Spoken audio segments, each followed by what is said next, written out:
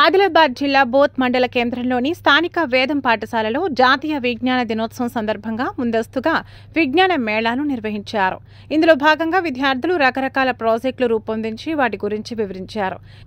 ఈ కార్యక్రమానికి ముఖ్య అతిథులుగా ఎంఆర్ఓ అద్దిక సుభాష్ చందర్ సార్ గారు, సిఐ వెంకటేశ్వరరావు సార్ గారు మరియు ఎస్ఐ ఎల్ ప్రవీణ్ సార్ గారు విచ్చేసి విద్యార్థుల ప్రదర్శనలను తిలకించి వారిని అభినందించారు. పాఠశాల ప్రధాన ఉపాధ్యాయులు పచ్చిపాల సంతోష్ గారు సామాన్య శాస్త్రం యొక్క ప్రాధాన్యతని వివరించారు. ముఖ్యంగా మిసైల్, రాకెట్స్, బ్లైండ్ స్టిక్, అగ్నిపర్వతం, వాయు, నీరు, నేల కాలుష్యం, నీటి చక్రం మొదలగు ప్రాజెక్టులు అందరినీ ఆకట్టుకున్నాయి. ఈ కార్యక్రమంలో పాఠశాల ప్రధాన ఉపాధ్యాయులు, పోషకులు, విద్యార్థులు పాల్గొన్నారు.